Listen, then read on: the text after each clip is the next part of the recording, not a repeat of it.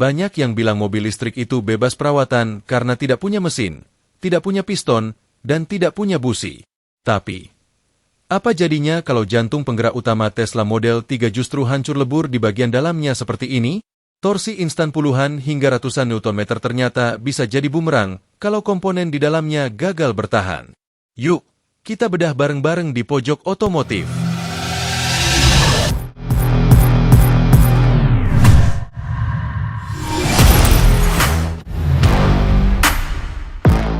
Sebelum membongkar jantung Tesla Model 3 yang hancur lebur, kita ulas terlebih dahulu, apa itu 3-in-1 drive unit pada mobil listrik.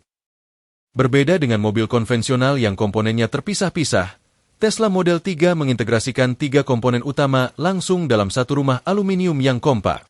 Pertama, inverter. Ini bertindak sebagai otak pengatur torsi yang mengubah arus searah atau DC, baterai menjadi arus bolak-balik atau AC, untuk menggerakkan motor. Kedua, motor listrik. Menggunakan kombinasi stator dan rotor berteknologi permanent magnet, motor ini menjadi otot penggerak yang sangat efisien.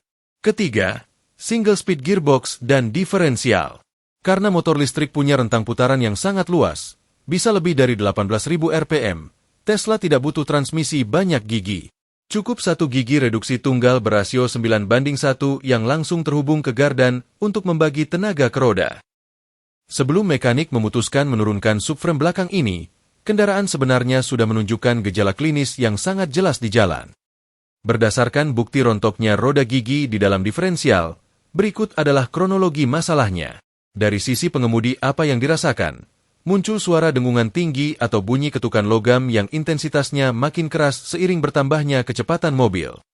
Akar masalahnya, yang pertama adalah hantaman torsi instan. Torsi besar khas EV secara konstan menekan roda gigi. Jika laher atau bearingnya mulai longgar sedikit saja, jarak presisi antar gigi akan berubah. Efek dominonya, terjadi kontaminasi pelumas. Serpihan besi awal dari laher yang aus akan bercampur dengan oli. Serpihan ini berubah menjadi seperti amplas yang menggerus komponen lain, hingga mempercepat kehancuran total seluruh sistem gigi reduksi. Perlu dipahami bahwa prosedur pembongkaran kendaraan listrik sangat berbeda dengan mobil konvensional karena adanya risiko fatal terkait tegangan tinggi atau high voltage safety. Oleh karena itu, sebelum lift hidrolik mengangkat kendaraan, mekanik wajib melakukan prosedur isolasi daya secara ketat yang meliputi 3 tahapan utama. Pertama, pemutusan arus tegangan tinggi atau high voltage disconnect.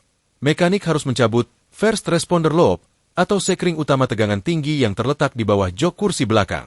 Langkah krusial ini bertujuan untuk mengisolasi total arus listrik berdaya besar, berkisar antara 350 hingga 400 volt, agar tetap bertahan di dalam pak baterai dan tidak mengalir ke area motor penggerak. Kedua, pengosongan kapasitor atau kapasitor discharge. Setelah aliran utama diputus, mekanik wajib menunggu selama 5 hingga 10 menit. Waktu tunggu ini diperlukan untuk memastikan sisa daya listrik yang mengendap di dalam kapasitor inverter benar-benar habis atau mencapai 0 volt. Ketiga, pelepasan jalur pendingin atau coolant lines decay. Tahap berikutnya adalah memutus selang cairan glikol yang berfungsi mendinginkan komponen inverter dan motor, sekaligus menguras oli transmisi eksternal. Hal ini dilakukan untuk mencegah kebocoran cairan saat komponen kolong diturunkan. Setelah seluruh sistem kelistrikan tegangan tinggi dipastikan non-aktif dan konektor modular dilepas, barulah mekanik dapat membuka baut-baut penopang subframe ke sasis utama.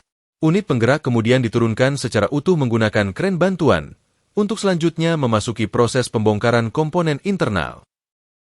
Tahapan pertama dalam proses ini adalah pelepasan dan penurunan unit penggerak atau Drive Unit Assembly Removal. Seperti yang terlihat pada tayangan ini, unit kendaraan Tesla Model 3 ditempatkan pada two-post lift hidrolik untuk memberikan akses penuh ke area kolong. Fokus pengerjaan dilakukan pada area sasis belakang atau rear undercarriage. Di sini, seluruh rangkaian rear subframe yang mengintegrasikan unit motor penggerak atau drive unit, sistem suspensi, dan lengan ayun diturunkan secara utuh atau assembly. Proses penurunan ini memanfaatkan skisor lift table atau meja penyangga hidrolik khusus guna menopang bobot komponen dengan aman, sekaligus menjaga stabilitas struktur agar tidak terjadi defleksi saat dilepaskan dari sasis utama atau unibody. Memasuki tahapan kedua yaitu isolasi unit penggerak dari subframe atau drive unit separasien. Setelah rangkaian sasis bawah berhasil diturunkan, langkah kerja selanjutnya adalah memisahkan unit motor listrik dari struktur subframe pendukung. Mengingat bobot komponen drive unit ini cukup signifikan dan padat, proses pengangkatan wajib menerapkan prosedur K3 yang ketat. Mekanik menggunakan alat bantu, wire rope, sling, atau seling baja yang dikaitkan pada workshop crane, atau dongkrak gantung, untuk menjaga keseimbangan beban. Unit penggerak kemudian dipindahkan secara aman ke atas workbench atau meja kerja stainless steel. Pemilihan permukaan meja ini sangat penting dalam standar industri untuk mencegah kontaminasi partikel asing sebelum kita masuk ke tahapan investigasi dan troubleshooting komponen internal. Kita masuk pada tahapan ketiga, yaitu dismantling komponen eksternal dan modul elektronik daya. Di atas meja kerja, proses pelepasan baut pengikat casing eksternal dilakukan secara efisien menggunakan electric impact wrench dengan torsi yang terukur agar tidak merusak ulir dudukan. Langkah pertama yang paling krusial di sini adalah diinstalasi penutup samping untuk mengakses dan mengangkat modul inverter. Komponen sirkuit elektronik inilah yang bertindak sebagai power control unit atau otak pengatur manajemen daya dan frekuensi fasa menuju motor. Setelah modul elektronik steril, mekanik melanjutkan dengan melepas komponen sistem tata pelumas dan pendingin eksternal, yaitu filter oli elektrik berbentuk tabung, serta pompa oli pendingin, electric oil pump.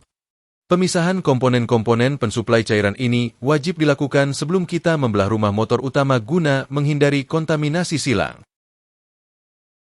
Kita sampai pada tahapan inti, yaitu pembongkaran main casing dan analisis kerusakan internal. Pada fase ini, mekanik mengeksekusi pelepasan baut-baut penahan utama atau through bolts untuk membelah rumah motor. Sesaat setelah casing terpisah, mekanik menarik keluar komponen rotor secara aksial dari dalam stator, yaitu gulungan kumparan tembaga statis yang menghasilkan medan magnet. Perhatian kita langsung tertuju pada saat casing ruang transmisi dan diferensial dibuka. Terjadi kebocoran fluida berupa oli pelumas dengan kondisi hitam pekat dan mengalami degradasi viskositas yang sangat parah. Degradasi warna dan pekatnya oli ini menjadi indikasi awal yang kuat bahwa telah terjadi gesekan ekstrim dan akumulasi partikel aus, atau wear particle, di dalam ruang reduction gear sebelum unit ini dibongkar. Inilah poin konklusi dari analisis kita, yaitu identifikasi kegagalan komponen internal atau internal component failure analysis. Saat casing luar diferensial terpisah sepenuhnya, kita dapat mengidentifikasi adanya kegagalan mekanis yang sangat fatal di dalam kompartemen gearbox. Terjadi akumulasi serpihan logam tajam atau metal debris dalam volume yang signifikan di sela-sela komponen aktif. Ketika mekanik mengangkat roda gigi reduksi utama atau reduction gear untuk melakukan inspeksi pada unit diferensial atau differential ring gear, terlihat jelas adanya kerusakan struktural berupa rompal atau patahnya mata gigi akibat beban stres yang ekstrim. Kerusakan masif pada roda gigi pembeda traksi inilah yang menjadi penyebab utama mengapa seluruh unit penggerak Tesla Model 3 ini mengalami malfungsi berat dan memerlukan perbaikan total atau penggantian unit. Sekian dan sampai jumpa pada video selanjutnya di Pojok Otomotif.